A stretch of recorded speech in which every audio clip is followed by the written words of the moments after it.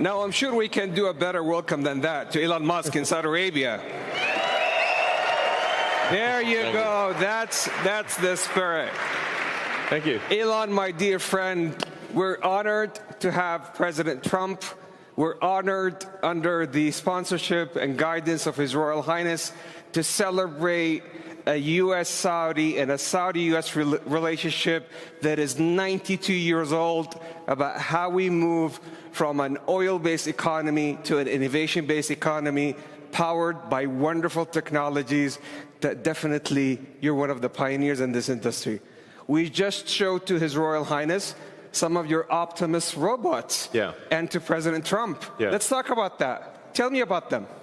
Yes, so we just showed several of our Tesla Optimus robots to His Highness and President Trump, and I think they were very impressed. In fact, one of our robots did the Trump dance, which I think was pretty cool. The YMCA, yeah? Yeah, to YMCA. So, yeah, our robots can dance, they can walk around, they can interact. I think we're headed to a radically different world. I think a good world, an interesting world.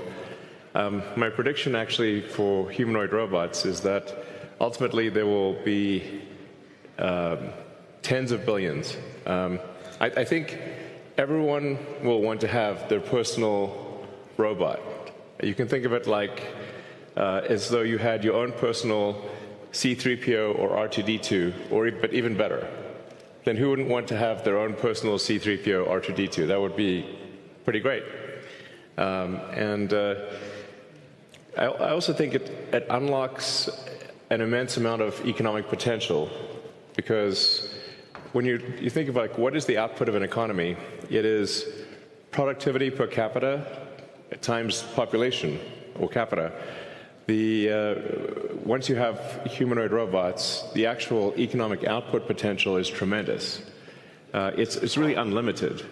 Potentially, we could have an economy 10 times the size of the current global economy, where no one wants for anything.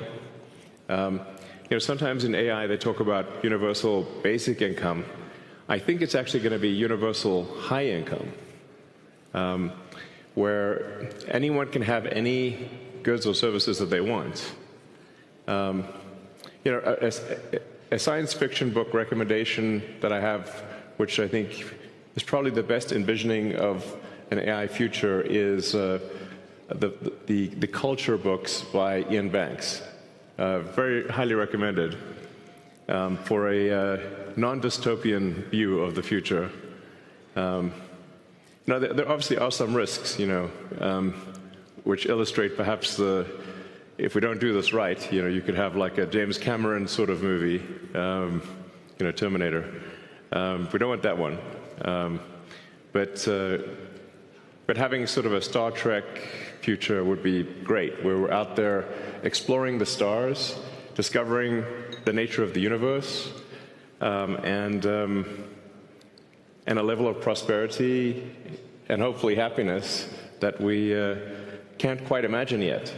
So I'm very excited about the future, and very glad to be here. Thank you for having me. It's our absolute pleasure. Yeah. And His Royal Highness was talking to you about his vision and his dream to increase productivity for the Kingdom of Saudi Arabia and power up the region and the whole world with robotics, but also on robo-taxis. So how are we doing on robo-taxis?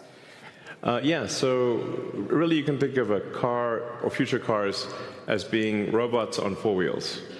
And I think it would be very exciting to have autonomous vehicles here in the kingdom. Indeed. If you're amenable. You heard it here from Elon. He's bringing his robo-taxi to the kingdom. Yeah. He has another announcement that he's going to share later. Exactly. So, and I'd also like to thank the kingdom for approving Starlink for maritime and aviation use. Thank you. Maritime and aviation. There you go. There you go.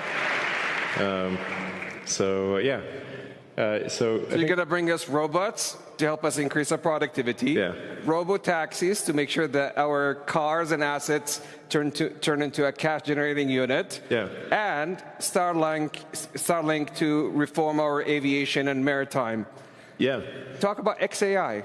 Absolutely. But I should want to mention also something that may be worth considering is tunnels. Tunnels. The Boring Company. I have this company called The Boring Company, which sounds kind of boring, but it literally bores tunnels. And actually, tunnels, in order to solve traffic, you really need to go 3D with roads. And by using tunnels, you can essentially create like a wormhole, like a warp tunnel from one part of a city to another and alleviate traffic. And we've actually already done this proof of concept in Vegas. So there are working tunnels in Las Vegas that you can use where that'll just, it feels like teleporting from one part of Vegas to another. So I always say that, my joke is like tunnels are underappreciated, it's a bit of a, not always a hit, but.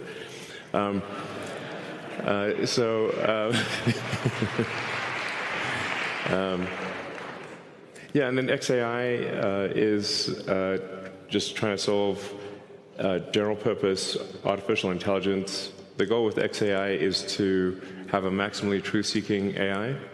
And it's important to be a maximally truth-seeking AI in order to understand the universe. Mm-hmm. So the goal of XAI is understand the universe. To understand, what is out there. Where's the universe going? Where did it come from? What questions? In fact, I think maybe the biggest thing is, what questions do we not know to ask?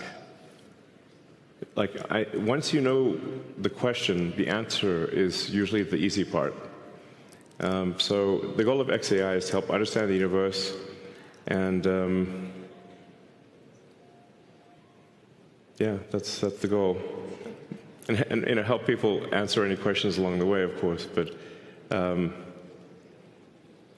that's my philosophy. My philosophy is one of curiosity, just trying to understand the nature of reality. So I know you had a long day, but we also have the Honorable President and His Royal Highness Musaidi hitting the stage soon. Yes. So this is a historic day, a partnership about how we could join hands together, as we have joined hands in the past 92 years, on building a factor-based economy to help the world and power up 20% of the energy mix, which is very critical today to the AI intelligence age, the digital age, and how we have reformed, and with the intelligent age. And we could not be more appreciative of having a lifetime partner and a friend like you, Elon, to the kingdom. Thank you. Joining hands on